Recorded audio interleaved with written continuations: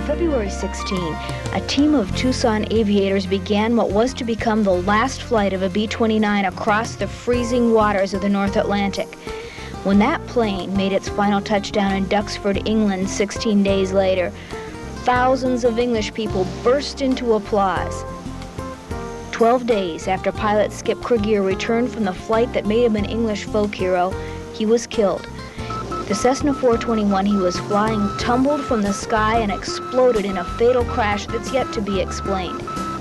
This is the story of the last flight of the B-29 and of the man who flew it.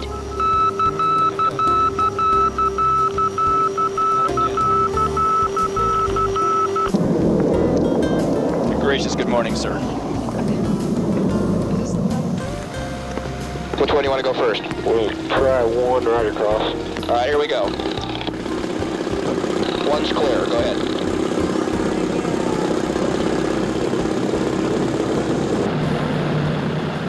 That's B-29. You on? Okay. Yeah, do you ring? Yeah. Ready? So there you are. All right, soon we talk, skip into it. We'll go then. How's the flaps look in the back? Fine on the right. Fine on the left. In the back of the airplane, if you see anything go wrong that doesn't involve fire, I don't want to know about it until after we're off the ground. Unless something falls off prior to breaking ground. Once we break ground, you hear me call for the gear up, then you can tell me about it, but not until then. 630, if you want to make a low approach to see the B-29, you can follow them around, but and then make a left traffic. That's okay. We'll get a good look from right here. 70. On the right. 80. 200 Delta Charlie, we're about 2 miles short of the freeway. Cessna 0 Delta Charlie, right here. Number 3, you're following Navajo ahead. Baja 931, clear to land, 1 on left. 931, clear to land, 1 left. How's it look, Jack? Looks good. Go Gear up. Back of the airplane, how does it look? Everything seems to be all right. Okay, fine. Yeah, the bonanza is low approach. Give me a little nose down. No, never mind. Full stop. We're okay. I'll start milking flaps when you tell me. Let's get a little more airspeed.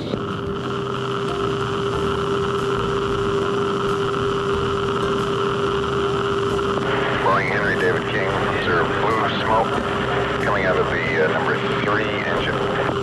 Okay, fine. Thank you. And Henry David King, contact flight control. You flying it all the way, Skip?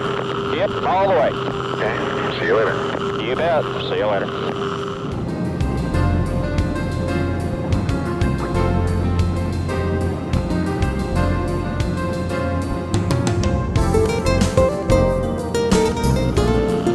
This particular bomber is en route to the Imperial War Museum in Duxford, England. Started the journey out of California, out of the Navy Air Base in China Lake. Then went to Tucson, Arizona, where it was outfitted with the equipment that is presently on the aircraft for the transoceanic flight. It's going to the Imperial War Museum as a donation by the United States government as a museum piece. It was just plain luck that the Imperial War Museum ever found this plane in one piece. Certainly, nobody had planned to have it in condition to fly again. But then luck has always figured in its history. For one thing, this B-29 never made it to combat during World War II, even though that's the reason it was built. The airplane was manufactured in 1944, accepted by the Air Force in 1945. It was manufactured in Renton, Washington.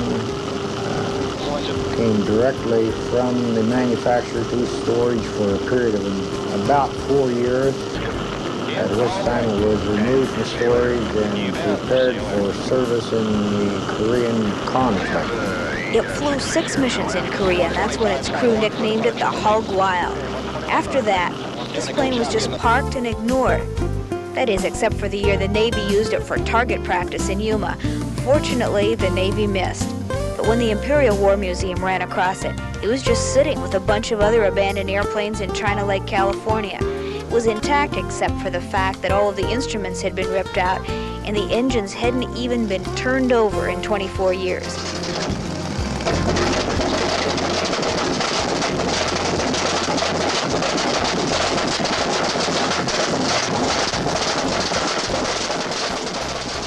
museum hired a Tucson firm called Aero Services to make the plane airworthy again and to find somebody who could fly it. The person they found was pilot Skip Krieger. Additional traffic, also 1 o'clock in 8 miles westbound at 1-2000. Oh my goodness. Yeah, we're going to have to go to 1-3000 also to stay out of the clouds and negative on the traffic. And as soon as you can separate us, we're requesting 13,000. Both Skip and Aero Services are old hands at flying old planes. They're responsible for reconditioning and transporting a sizable percent of the planes that come out of storage from the Mazdek project at Davis-Monthan. November Delta Kilo, that's approved. Henry David King, thank you. You keep calling yourself Henry, sir. Well, the only reason I'm doing that is because that's our number. Stand by. That's a new technique that we use. We use the call letters of the airplane. G.B. Henry David King. Okay, thank you. We'll change it to Henry. All right, that sounds pretty good. Would you get the Chicago O'Hare? Look, I'll make it the Springfield, Illinois, and the Flint, Michigan current weather and the terminal forecast through the remainder of the evening. The engines were all in great shape, except for number 3 engine's unfortunate appetite for oil. But one of the priorities before that plane ever left Tucson was to make certain that the instruments were both adequate and dependable. Because for long stretches of time, the plane was going to be far from land and out of radio range. They had to be able to count on the instruments. Well, when we initially contained the aircraft in China Lake, none of the instruments that you see here now were installed. All of the instruments, including all the flight instruments, were installed. The flight instruments were, of course, original equipment that we had overhauled and inspected. The navigation portion, meaning the VOR, the DME, and the automatic direction finders were all installed new just for this trip and will be removed when we get to England. The compass system is original. All the RPM and manifold pressure gauges are original equipment. These instruments that you've been asking about, most of them are the original instruments that came with the aircraft. Which ones? I'm not sure. I never did understand how all this stuff worked. Okay, what kind of stuff did you ask to have put in? Well, we had to have the wings put on. Call 2-1, contact down Curry Center, 269.4, good day. Okay. Take 2. Take 2. When the B-29 left Tucson, these were the plans. It would go to Flint, Michigan on the first day, and to Loring Air Force Base in northern Maine on the second. There, the crew would rest for 30 hours and do any necessary maintenance on the plane. Then, they would make a straight shot, 16 hours, straight across the North Atlantic to the Imperial War Museum in England. Henry David King on top at 11.5, B-29, correct? You got it. I didn't know they were still around. Yeah, this is, I think there's only 3, and we got it, and we're en route eastbound. HDK, what's your home base? Tehran. I'm sorry, say again? Iran. Okay. Probably ought to tell them the truth. Yeah. You took that too easily. We live in Tucson, and we're delivering the airplane to the Imperial War Museum in London. We're in England. Okay. You guys just can't, we figured you just go crazy when we said that. No, I was talking to some of the other guys, and they made some comments, but I wouldn't want to say it. The aircraft calling San Jose again, please. I was just wondering if that was the B-29 that was going over to England. Yeah, that's the B-29. It's going over to, right now he's going to FNT. I think that's Flint, but I'm not sure. It took 7 hours and 20 minutes to get to Flint on that first day. There weren't any niceties on board the plane. There weren't any stewardesses, of course, or bathrooms, or even heat. And as it turned out, those were probably the 7 smoothest hours of the journey. One of the things that people learned on the first short hop is that the engines had been consuming oil at a pretty alarming rate. In fact, number 3 engine, that's the one responsible for all the blue smoke when we left Tucson, was down 70 gallons of oil. And in Flint, Michigan on a Sunday morning, the only non-detergent oil available was in 1-quart cans. so the townspeople stood around in the cold, opening the cans and dumping the oil into barrels so the plane could get on its way again. One thing became clear, that plane wasn't taking any 16-hour flights. We could carry enough fuel to go that far, but it only had enough oil to carry us 7 hours before an engine burned out. And just as we left Flint, another problem developed. The landing gear jammed after takeoff and it couldn't be budged. So the B-29 made its entire flight to Maine with both gears hanging. It was nearly dark when it made its final approach to the icy runway in Loring Air Force Base. There were very heavy crosswinds too. And just 4 minutes before touchdown, they got the landing gear unjammed. At Loring, they parked the old Warhorse in their brand new hangar nose to nose with the plane that had replaced it, the B-52, but it wasn't a 30-hour stopover. The crew spent 7 days trying to find the stubborn oil leak and finally repairing the landing gear motor. Take him down!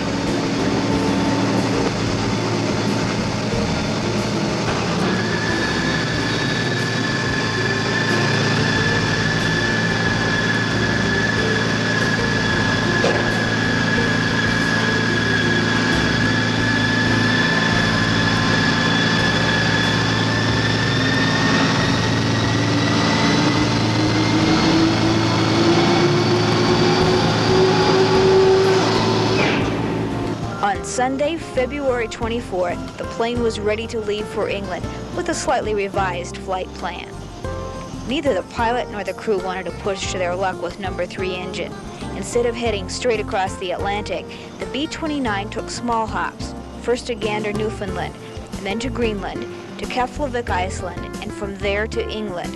The 2-hour flight to Newfoundland was fine, but as the plane headed for Greenland, the crew from Arizona began to realize that they had much more to worry about than the mechanical peculiarities of a B-29. The cold that we encountered was probably our most major problem. Coming out of Tucson, of course, it was warm, but from then on, going into Flint, Michigan, we got very cold. We then figured we could dress warm enough for the flight from Flint to Loring Air Force Base in northern Maine. But we were wrong. We got to Loring. I was still only wearing loafers, and we absolutely froze. We were able to acquire gear, survival gear and warmer clothing for the flight from Loring to Gander, Newfoundland. In Gander, our heater flamed out about halfway across the water, and we were not able to relight it. We flew about 3.5 hours with no heat, with the outside air temperature at -42 and the inside air temperature at -30. It got so cold that all the gyro instruments in the airplane, with the exception of the co-pilot's turn and bank indicator, froze and were not reliable. And we found ourselves for a few terrifying moments on instruments with nothing but the pilot's turn and bank indicator working. The landing at Sandestrom Air Force Base in Greenland was precarious. The airstrip was located at the far end of a long, narrow fjord. The pilot had just one chance to get it right. And by the time the plane made its final approach, it was early Arctic nightfall. The inside of the airplane had frosted over so hard that we could not see out the windows. And we had to use razor blades to clean the ice off the windows for enough visibility for the pilots to see out in order to be able to land the airplane. That time, the Air Force met the B-29 with ambulances. For the crew, the frozen flight to Sandestrom was probably the low point. Until now, we haven't really talked much about the people who made that historic flight. Jack Kern's the one who put this trip together. His Tucson business has already gotten him an international reputation for being able to make old planes work. He chose Skip Krieger to fly because Skip is an outstanding pilot. He learned to fly on his father's knee. He had soloed on his 16th birthday. He had his license on his 17th birthday. That was the minimum age. He was an instructor by the time he was 19. And at 21, he already had his own flight school. and he was the youngest FAA examiner ever to be certified. Mechanic Henry Zappia drives trains for a living. He was the in-flight troubleshooter.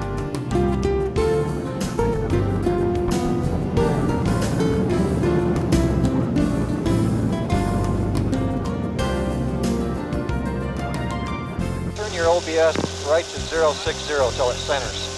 The Air Force Base in Keflavik, Iceland is a desolate spot where high winds whip the snow and rain and sunshine at astonishing speeds. The plane was grounded there for 4 days. We're just waiting for a break in the weather.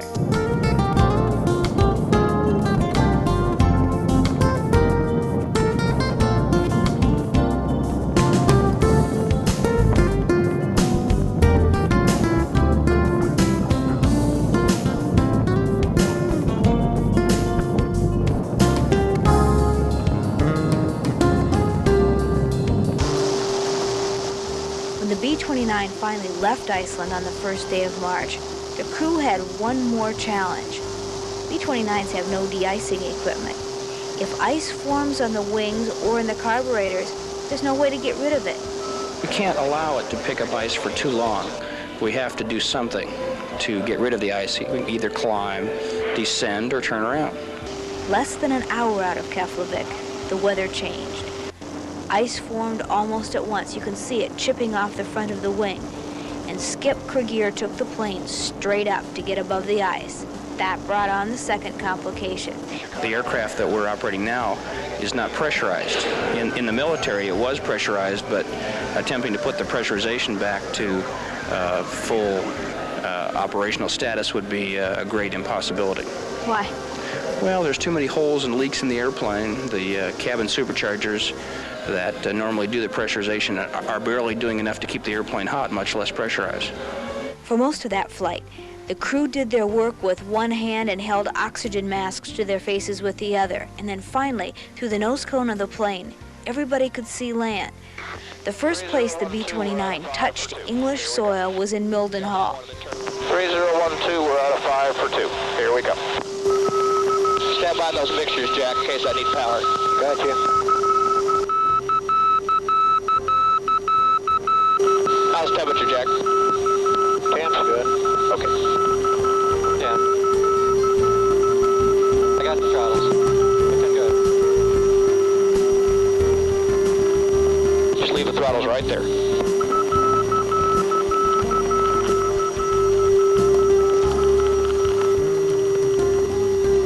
Good show. Billy just said you get another get out of jail free card. Oh, good. You got throttles, Jack. All right.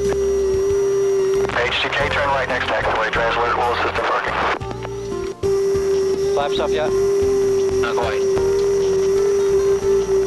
We're in England. On March the 2nd, 1980, the Hawg Wild took to the air for the last time. It'll never fly again. Only a skeleton crew was on board. The runway at the Imperial War Museum in Duxford is extremely short, and there's a freeway at one end of it.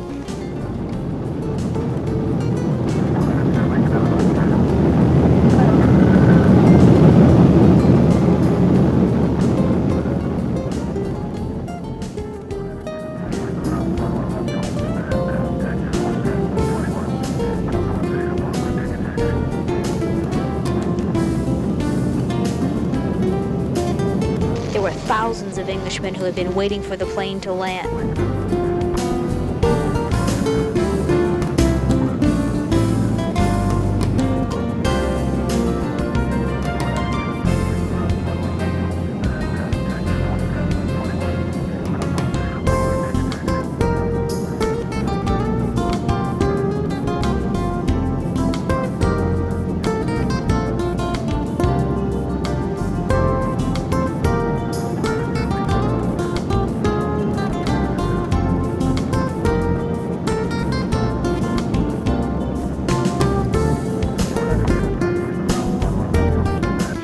Cheered as it taxied into place and stopped exactly where it will stay for as long as the Imperial War Museum owns the plane.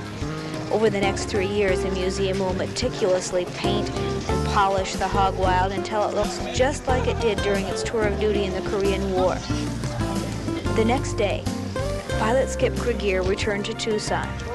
On March the 14th, he and 19-year-old Armando Nava took a small plane up for a test flight. 2 persons are dead tonight after the crash of a light plane southwest of Tucson. The plane, a twin-engine Cessna 210, crashed in the desert about 2 miles south of Ryan Field. One of the crash victims was Skip Krieger of Tucson, who piloted a B-29 from Tucson to London last month. The other victim was a Tucson man whose name has not yet been released. The Cessna crashed shortly before 5 p.m., but the cause is not yet known. DeWitt Clinton Krieger. We just called him Skip. You may have watched him last month as News Center 9 followed his flight in a B-29 from Tucson to an air museum in London. So the man who guided a patched-up World War II bomber across the stormy Atlantic is dead tonight in the crash of a much more modern plane just a few miles from his home. Skip Krieger.